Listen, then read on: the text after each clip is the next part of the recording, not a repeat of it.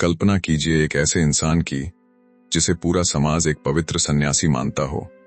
एक ऐसा व्यक्ति जिसने अपना पूरा जीवन कड़े नियमों और अनुशासन में बिताया हो। सब कुछ बिल्कुल सही, बिल्कुल आदर्श। लेकिन फिर अचानक वही सन्यासी सबके सामने शराब पीने लगता है। और सिर्फ इतना ही नहीं, वह अपनी सबसे पवित्र कसम तोड़ देता। हिमहिलाओं को न छूने की कसम और एक अनजान बेहद खूबसूरत जवान लड़की को अपनी बाहों में उठा लेता है। सच में यह किसी भी सन्यासी के लिए बेहद चौंकाने वाली बात है। और कहानी यहीं खत्म नहीं होती। जब उसकी मृत्यु का समय आता है तो वह किसी को रोने धोने का मौका देने के बजाय खुद ही अपने दोस्तों को अपनी मौत की तारीख लिखकर पोस्ट कार्ड भेज देता है। सोचिए, अपनी ही मौत का निमंत्रण खुद भेजना। और हैरानी की बात यह है कि यह कोई फिल्मी कहानी नहीं है, यह सब सच में हुआ था। हम अक्सर यह मानते हैं कि एक अच्छा या पवित्र इंसान वही है जो बिना सवाल किए समाज के हर नियम का पालन करे, एक मशीन की तरह। लेकिन आज जिस विषय को हम गहराई से समझने वाले हैं वह इस पूरी सोच को जड़ से हिला देता है। आज की हमारी चर्चा ज़ेन फिलॉसफी ऑफ टेंजन लिविंग बियॉन्ड रूल्स के उन ऐतिहासिक पहलुओं पर आधारित है जो इंसान को भीतर तक सोचने पर मजबूर कर देते हैं। हमारा मकसद है यह समझना कि समाज के ये कड़े नियम और पुरानी मान्यताओं का मानसिक बोझ कैसे धीरे धीरे हमें अंदर से गुलाम बना देता है। आज हम उस जापानी ज़ेन भिक्षु के जीवन में उतरने वाले हैं जिसने दिखावे के हर पाखंड को तोड़कर हमें मानसिक आजादी का असली अर्थ सिखाया। तो सवाल उठता है, आखिर यह तंजान नाम का व्यक्ति था कौन, और वह जानबूझकर दुनिया की नजर में गलत क्यों बन रहा था? दरअसल तंजान का जीवन कोई खोखला विद्रोह नहीं था। इसके पीछे एक बहुत गहरा और संतुलित दर्शन छिपा था जो आज की भागदौड़ भरी जिंदगी में और भी ज्यादा प्रासंगिक हो जाता है। वे अपने जीवन के जरिए यह दिखा रहे थे कि इंसान कैसे अपने ही बनाए मानसिक पिंजरों से खुद को आजाद कर सकता है।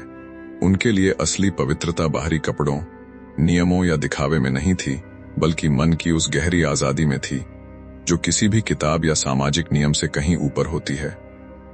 तंजान के अनुसार कोई भी ऐसा नियम जो आपके मन में डर पैदा करे वह नियम नहीं बल्कि एक बीमारी है। लेकिन यहाँ एक सवाल उठता है, क्या यह सोच खतरनाक नहीं हो सकती? अगर हर कोई अपने हिसाब से नियम तोड़ने लगे तो क्या समाज में अव्यवस्था नहीं फैल जाएगी? अगर हम तंजान के इस विद्रोही स्वभाव की जड़ों को समझें तो इसकी शुरुआत उनके बचपन से ही होती है। ऐतिहासिक तथ्यों के अनुसार तंजान का जन्म 1819 में जापान में हुआ था। बहुत छोटी उम्र में ही उन्होंने एक कठोर बौद्ध मठ में प्रवेश ले लिया। अब जो लोग मठ के जीवन को नहीं जानते उन्हें बता दूं, यह कोई साधारण जीवन नहीं होता। वहां के नियम पत्थर की लकीर होते हैं। कड़ाके की ठंड में सुबह जल्दी उठना, घंटों तक फर्श साफ करना और फिर एक ही मुद्रा में बिना हिले डुले लंबे समय तक ध्यान करना। लेकिन उस मठ में तंजान ने कुछ ऐसा देखा जिसने उनकी सोच ही बदल दी। उन्होंने पाया कि उनके आसपास के कई भिक्षु आत्मज्ञान के लिए नहीं बल्कि सिर्फ दिखावे के लिए जी रहे थे। कपड़े कैसे पहनने हैं, प्रार्थना की आवाज कितनी ऊंची होनी चाहिए, गुरु के सामने कितनी बार झुकना है, उनकी पूरी जिंदगी इन्हीं नियमों के इर्द गिर्द घूम रही थी। तंजान का सीधा सवाल था, अगर इंसान दिन भर सिर्फ नियमों को याद करने में ही लगा रहेगा तो वह खुद के भीतर झांकने का समय कब पाएगा? यहाँ एक और सवाल उठता है, अगर हर कोई नियम तोड़ने लगे तो क्या अनुशासन खत्म नहीं हो जाएगा? दिलचस्प बात यह है कि तंजान पूरी तरह से नियमों के खिलाफ नहीं थे। उनका नजरिया बेहद संतुलित और लगभग वैज्ञानिक था। उनका मानना था कि नियम तब तक सही हैं जब तक वे आपके मन को शांत करने और अनुशासन में लाने में मदद करते हैं। लेकिन जैसे ही वही नियम एक मानसिक बोझ बन जाते हैं, वे अपना अर्थ खो देते हैं। मठ में उन्होंने एक अजीब पैटर्न देखा। जब भी कोई भिक्षु छोटी सी गलती कर देता, जैसे ध्यान के समय शरीर का हल्का सा हिल जाना, तो वह कई दिनों तक अपराधबोध में डूबा रहता था। वह खुद को कोसता रहता था। तंजान ने कहा, यही असली बीमारी है। अगर गलती हो गई है तो उसे स्वीकार करो, उससे सीखो और आगे बढ़ जाओ। उस गलती को महीनों तक अपने दिमाग में ढोते रहना कोई आध्यात्मिकता नहीं है, यह तो खुद को सजा देने जैसा है। शायद यही वजह थी कि तंजान ने ध्यान यानी मेडिटेशन की पारंपरिक परिभाषा को ही चुनौती दी। उनके लिए ध्यान का मतलब यह नहीं था कि आप किसी अंधेरे कमरे में आंखें बंद करके दुनिया से कट जाएं। उन्होंने ध्यान को एक व्यावहारिक रूप दिया। उनके अनुसार ध्यान का असली मतलब है जो भी काम आप इस समय कर रहे हैं उसमें अपना 100 देना। अगर आप झाड़ू लगा रहे हैं तो उस समय आपके लिए सिर्फ झाड़ू और फर्श होना चाहिए, और अगर आप खाना खा रहे हैं तो आपका पूरा ध्यान केवल उस भोजन के स्वाद पर होना चाहिए। सुनने में यह बहुत आसान लगता है, लेकिन असल में यह इंसानी दिमाग के लिए सबसे मुश्किल काम है। आज की हमारी जिंदगी को देखिए। हम खाना खाते हुए टीवी देखते हैं, टीवी देखते हुए फोन चलाते हैं, और फोन चलाते हुए कल की चिंता करते रहते हैं। हम वर्तमान में जीना लगभग भूल चुके हैं। हमारा दिमाग एक पेंडुलम की तरह हो गया है जो या तो अतीत की यादों में झूलता है या भविष्य की चिंताओं में भागता रहता है। तंजान के अनुसार इंसान की सबसे बड़ी समस्या बाहरी दुनिया नहीं है, बल्कि उसका अपना अशांत मन है।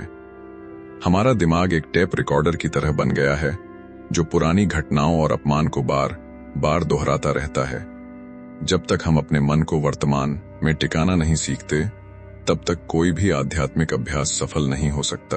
अतीत का बोझ हमें आगे बढ़ने से रोकता है, और इस बात को तंजान ने सिर्फ शब्दों में नहीं बल्कि एक घटना के जरिए भी समझाया।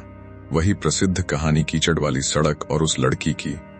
एक दिन तंजान और उनके साथी भिक्षु, जिनका नाम एकिडो था, यात्रा कर रहे थे।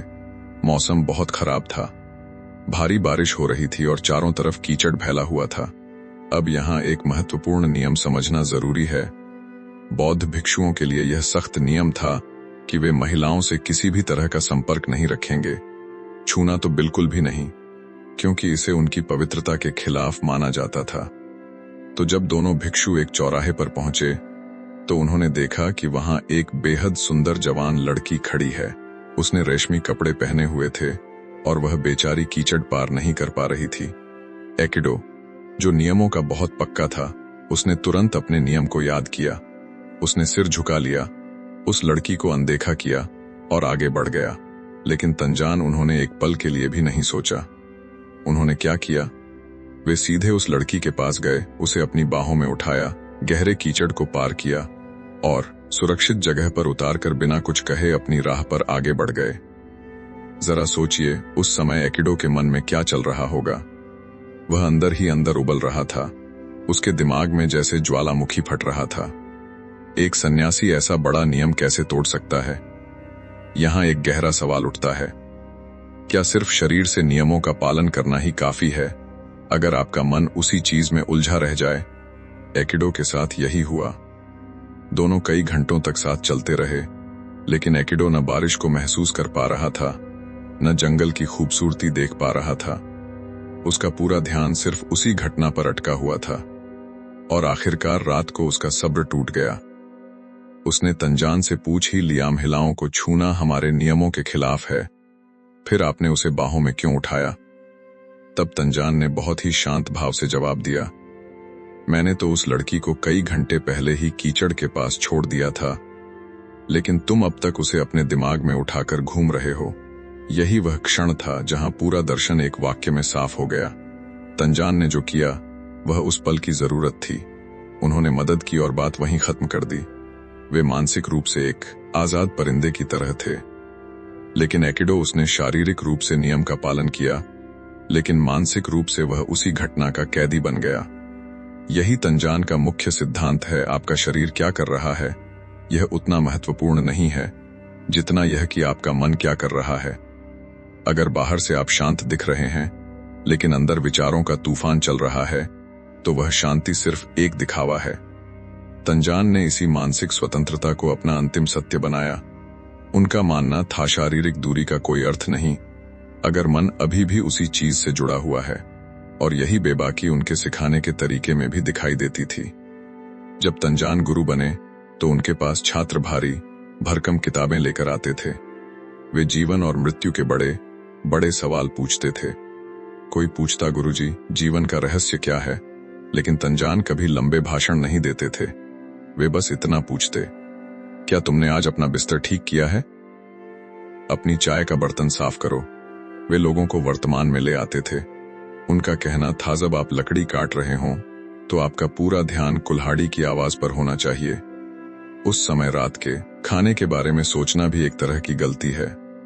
उस समय का जापानी समाज जातियों और वर्गों में बंटा हुआ था। यह माना जाता था कि केवल सन्यासी ही महान हो सकते हैं। लेकिन तंजान ने इस सोच को तोड़ दिया।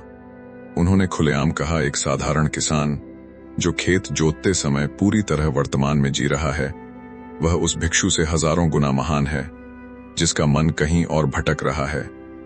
उन्होंने आध्यात्मिकता को मठों से निकालकर खेतों तक पहुंचा दिया। उनका कहना था, अगर आपके अंदर शांति नहीं है तो आप जंगल में भी अशांति ही लेकर जाएंगे। यही क्रांतिकारी सोच थी जिसने अंततः टोक्यो विश्वविद्यालय का ध्यान खींचा। 1868 के बाद जापान तेजी से बदल रहा था, पश्चिमीकरण बढ़ रहा था, नई तकनीक आ रही थी। इसी दौर में 1879 में टोक्यो विश्वविद्यालय ने तंजान को दर्शन शास्त्र पढ़ाने के लिए आमंत्रित किया। यह अपने आप में एक बड़ी बात थी। एक साधारण भिक्षु को पश्चिमी मॉडल के विश्वविद्यालय में बुलाया जाना। जब तंजान कक्षा में पहुंचे तो वहां छात्र सूट बूट पहने बैठे थे। उनके हाथों में पश्चिमी किताबें थीं। वे बौद्धिक बहस की उम्मीद कर रहे थे, सुकरात और प्लेटो की परिभाषाएं सुनने की। लेकिन तंजान ने कोई किताब नहीं खोली। उन्होंने सिर्फ इतना पूछा, आप कुर्सी पर किस तरह बैठे हैं? क्या आप अपनी सांसों को महसूस कर रहे हैं? अब सवाल यह उठता है, इसका असली मतलब क्या था? असल में तंजान पश्चिमी और पूर्वी दर्शन के सबसे बड़े अंतर को सामने ला रहे थे। पश्चिमी दर्शन बाहर की दुनिया के सत्य को खोजता है, ब्रह्मांड कैसे बना यह जानने की कोशिश करता है। लेकिन तंजान का नजरिया अलग था। उनका कहना था, जो इंसान खुद को ही नहीं समझता वह दुनिया का सत्य कैसे समझ पाएगा? अगर हमारा मन पहले से ही अशांत है या पूर्वाग्रहों से भरा हुआ है तो वह सच्चाई को कैसे देखेगा? वह तो सिर्फ वही देखेगा जो वह देखना चाहता है। तंजान छात्रों को समझा रहे थे कि केवल जानकारी इकट्ठा करना बुद्धिमानी नहीं है। जानकारी तो एक उपकरण है, असली बुद्धिमानी यह है कि उसका सही उपयोग कब और कैसे करना है। और यह तभी संभव है जब मन शांत हो। और यही सिद्धांत उन्होंने हमारी भावनाओं पर भी लागू किया। जैसे कि गुस्सा। जब कोई छात्र कहता, मुझे अपने गुस्से पर नियंत्रण नहीं रहता, तो तंजान यह नहीं कहते थे कि गुस्सा बुरा है। वे इसे एक वैज्ञानिक नजरिए से समझाते थे। उनका कहना था, गुस्सा शरीर के अंदर होने वाला एक रासायनिक बदलाव है। दिल की धड़कन तेज होती है, शरीर का तापमान बढ़ता है। जब आप इसे एक बाहरी घटना की तरह देखते हैं तो आप अपने अहंकार को उससे अलग कर लेते हैं। लेकिन जब आप कहते हैं, मैं गुस्सा हूं, तो आप खुद को उसी भावना के साथ जोड़ लेते हैं और फिर वह भावना आप पर हावी हो जाती है। लेकिन अगर आप उसे एक दर्शक की तरह देखते हैं तो वह आप पर नियंत्रण नहीं कर पाती। तंजान की यह वैज्ञानिक सोच सिर्फ भावनाओं तक सीमित नहीं थी। उन्होंने सही और गलत के भ्रम को भी तोड़ा। उदाहरण के लिए बारिश। हम अक्सर कहते हैं कि बारिश अच्छी है या बुरी, लेकिन तंजान ने समझाया, किसान के लिए बारिश अच्छी है क्योंकि उसकी फसल को पानी मिलता है। लेकिन किसी ऐसे व्यक्ति के लिए जो किसी समारोह में जा रहा है, वही बारिश बुरी हो जाती है क्योंकि उसके कपड़े खराब हो सकते हैं। लेकिन क्या प्रकृति में बारिश वास्तव में अच्छी या बुरी होती है?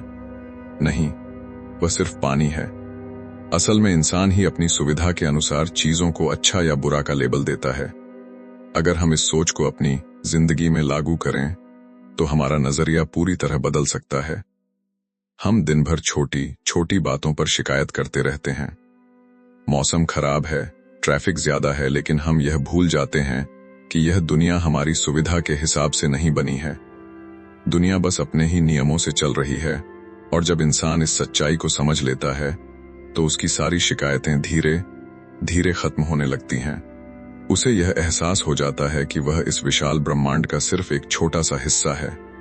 और यहीं से शुरू होती है असली मानसिक आजादी। जब आप चीजों से अच्छा और बुरा जैसे लेबल हटाना शुरू कर देते हैं तो आपका शांत और स्पष्ट दिमाग ही आपका सच्चा मार्गदर्शक बन जाता है। अगर हम इस पूरी चर्चा को समेटें तो तंजान का जीवन हमें यह सिखाता है कि असली आजादी नियमों को तोड़ने में नहीं है, बल्कि अपने मन को अतीत के पछतावे और भविष्य की चिंताओं से मुक्त करने में है। सच्ची शांति केवल इसी पल में मौजूद है भी, इसी क्षण। और अगर हम ईमानदारी से खुद को देखें तो हम में से हर कोई कहीं ना कहीं उस एकिडो की तरह ही जी रहा है। हम सबने अपने दिमाग में कुछ न कुछ उठाकर रखा हुआ है। वह कोई पुरानी गलती हो सकती है, किसी अपने का कड़वा शब्द या कोई पुराना अपमान। हम उस बोझ को सालों तक ढोते रहते हैं, लेकिन उसे वहीं छोड़कर आगे बढ़ना भूल जाते हैं। यही अदृश्य बोझ हमें खुलकर जीने नहीं देता। हमें उस मानसिक कचरे को आज और अभी जमीन पर रख देना चाहिए और एक गहरी सांस लेकर खुद को हल्का महसूस करना चाहिए, क्योंकि आजादी कोई दूर की मंजिल नहीं है, यह इसी पल लिया गया एक निर्णय है। तंजान एक प्रोफेसर भी थे, लेकिन उनका यह मानना था कि शब्द सिर्फ संवाद का माध्यम है, वे खुद सच्चाई नहीं होते। उन्होंने अपने छात्रों को एक बहुत ही सरल उदाहरण दिया।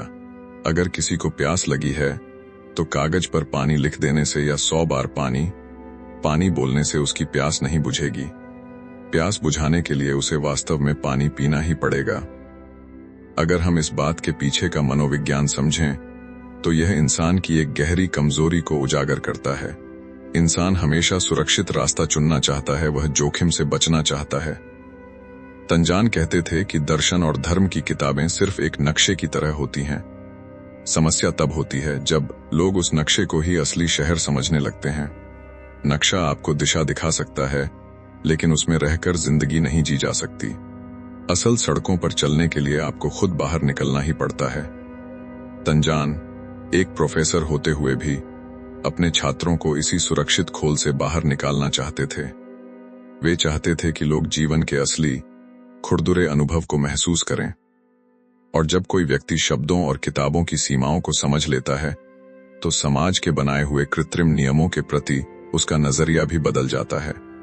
तंजान के रोजमर्रा के व्यवहार के किस्से इस बात का जीता जागता प्रमाण है। यूनिवर्सिटी में उनका व्यवहार बाकी प्रोफेसरों के लिए एक पहेली जैसा था। वे सफाई कर्मचारियों से भी उसी सम्मान और सहजता से बात करते थे जैसे किसी बड़े अधिकारी या डीन से। उनके लिए कोई छोटा या बड़ा नहीं था। इसके पीछे उनका दृष्टिकोण बहुत ही बुनियादी और जैविक था। समाज ने व्यवस्था बनाए रखने के लिए ऊंच, नीच और पदों का विभाजन कर दिया है, लेकिन तंजान इंसान को उसके मूल, उसके अस्तित्व के स्तर पर देखते थे, जहां हर व्यक्ति समान है। उनका यह विद्रोही नजरिया सिर्फ सामाजिक दर्जों तक सीमित नहीं था, बल्कि पारंपरिक नियमों तक भी जाता था। जैसे शराब पीने का नियम। जापानी बौद्ध परंपरा में भिक्षुओं के लिए शराब पीना सख्त मना था। फिर भी तंजान अक्सर साके पिया करते थे, और सबसे खास बात, वे इसे छिपाते नहीं थे। जब उनसे पूछा गया कि वे ऐसा क्यों करते हैं तो उन्होंने कोई बड़ा दार्शनिक तर्क नहीं दिया। उन्होंने बहुत ही सीधा जवाब दिया, इसका स्वाद अच्छा लगता है और इससे शरीर को आराम मिलता है। यह सुनने में साधारण लग सकता है, लेकिन इसमें एक गहरी बात छिपी है। वे अंधानुकरण के खिलाफ खड़े हो रहे थे। उनका मानना था, अगर आप किसी नियम का पालन सिर्फ डर की वजह से कर रहे हैं तो आप अंदर से आजाद नहीं हैं, आप सिर्फ एक डरे हुए गुलाम हैं। लेकिन इसका मतलब यह नहीं कि तंजान अराजकता या मनमानी के समर्थक थे। उनका असली फोकस था जागरूकता। उन्होंने कहा था, चीजों का उपयोग करो लेकिन उन्हें अपने ऊपर हावी मत होने दो। इसका सीधा मतलब है निर्भरता से बचना।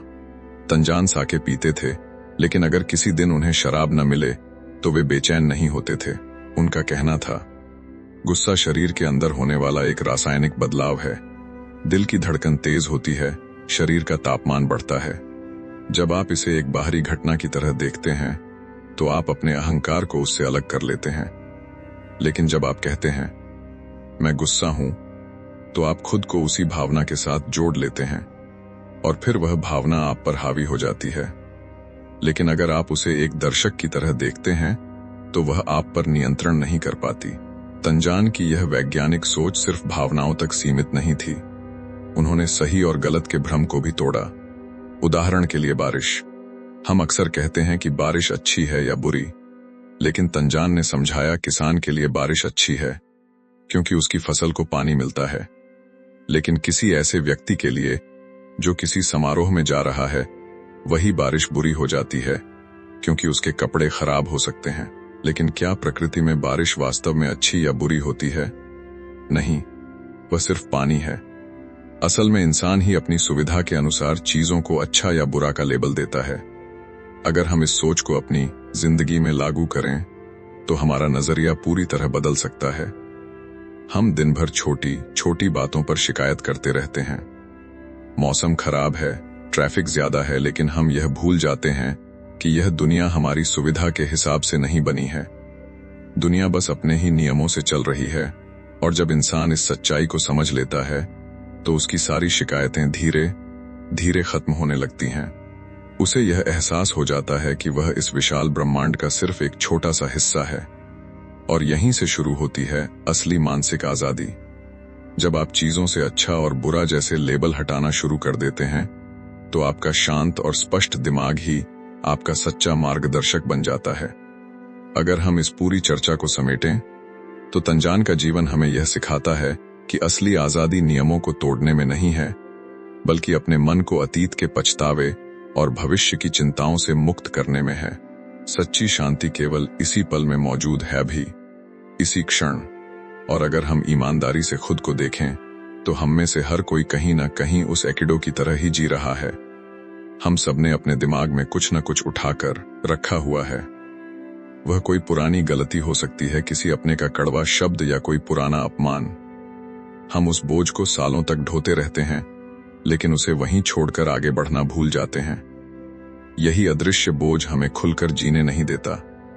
हमें उस मानसिक कचरे को आज और अभी जमीन पर रख देना चाहिए और एक गहरी सांस लेकर खुद को हल्का महसूस करना चाहिए, क्योंकि आजादी कोई दूर की मंजिल नहीं है, यह इसी पल लिया गया एक निर्णय है। तंजान एक प्रोफेसर भी थे, लेकिन उनका यह मानना था कि शब्द सिर्फ संवाद का माध्यम हैं, वे खुद सच्चाई नहीं होते। उन्होंने अपने छात्रों को एक बहुत ही सरल उदाहरण दिया। अगर किसी को प्यास लगी है तो कागज पर पानी लिख देने से या 100 बार पानी पानी बोलने से उसकी प्यास नहीं बुझेगी। प्यास बुझाने के लिए उसे वास्तव में पानी पीना ही पड़ेगा। अगर हम इस बात के पीछे का मनोविज्ञान समझें तो यह इंसान की एक गहरी कमजोरी को उजागर करता है। इंसान हमेशा सुरक्षित रास्ता चुनना चाहता है, वह जोखिम से बचना चाहता है। तंजान कहते थे कि दर्शन और धर्म की किताबें सिर्फ एक नक्शे की तरह होती हैं। समस्या तब होती है जब लोग उस नक्शे को ही असली शहर समझने लगते हैं। नक्शा आपको दिशा दिखा सकता है, लेकिन उसमें रहकर जिंदगी नहीं जी जा सकती। असल सड़कों पर चलने के लिए आपको खुद बाहर निकलना ही पड़ता है। तंजान एक प्रोफेसर होते हुए भी अपने छात्रों को इसी सुरक्षित खोल से बाहर निकालना चाहते थे। वे चाहते थे कि लोग जीवन के असली खुरदुरे अनुभव को महसूस करें, और जब कोई व्यक्ति शब्दों और किताबों की सीमाओं को समझ लेता है तो समाज के बनाए हुए कृत्रिम नियमों के प्रति उसका नजरिया भी बदल जाता है। तंजान के रोजमर्रा के व्यवहार के किस्से इस बात का जीता जागता प्रमाण हैं। यूनिवर्सिटी में उनका व्यवहार बाकी प्रोफेसरों के लिए एक पहेली जैसा था। वे सफाई कर्मचारियों से भी उसी सम्मान और सहजता से बात करते थे जैसे किसी बड़े अधिकारी या डीन से। उनके लिए कोई छोटा या बड़ा नहीं था। इसके पीछे उनका दृष्टिकोण बहुत ही बुनियादी और जैविक था।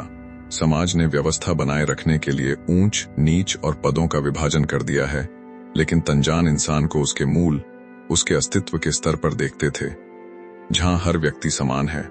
उनका यह विद्रोही नजरिया सिर्फ सामाजिक दर्जों तक सीमित नहीं था, बल्कि पारंपरिक नियमों तक भी जाता था। जैसे शराब पीने का नियम। जापानी बौद्ध परंपरा में भिक्षुओं के लिए शराब पीना सख्त मना था, फिर भी तंजान अक्सर साके पिया करते थे, और सबसे खास बात, वे इसे छिपाते नहीं थे। जब उनसे पूछा गया कि वे ऐसा क्यों करते हैं तो उन्होंने कोई बड़ा दार्शनिक तर्क नहीं दिया। उन्होंने बहुत ही सीधा जवाब दिया, इसका स्वाद अच्छा लगता है और इससे शरीर को आराम मिलता है।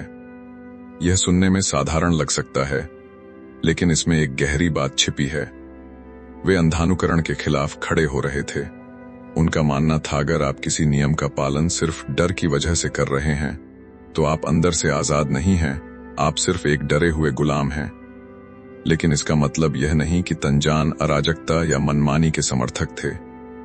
उनका असली फोकस था जागरूकता।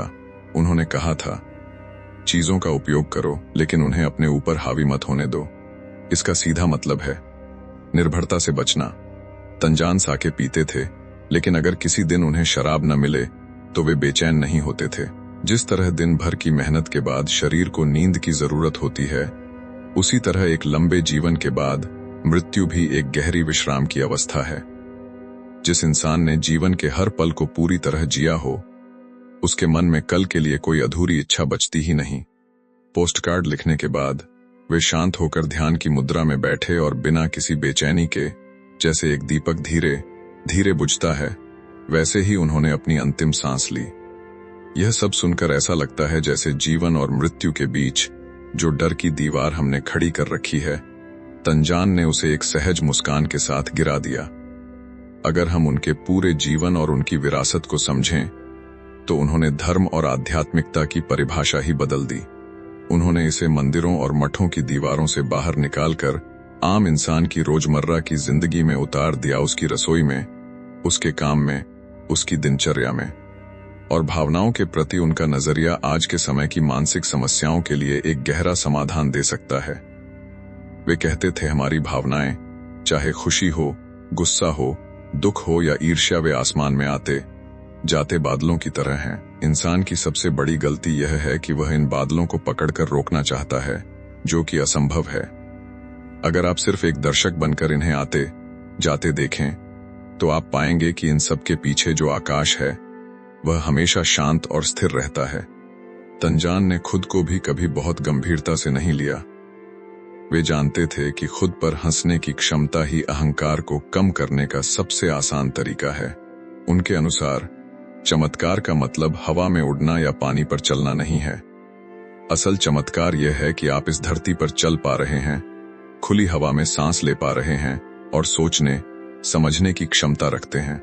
स्वर्ग और नर्क कहीं दूर नहीं है। अगर आप इस पल में शांत हैं और किसी की मदद कर रहे हैं, तो आप अभी स्वर्ग में हैं, और अगर आप ईर्ष्या या क्रोध में जल रहे हैं, तो आप इसी पल नर्क में हैं।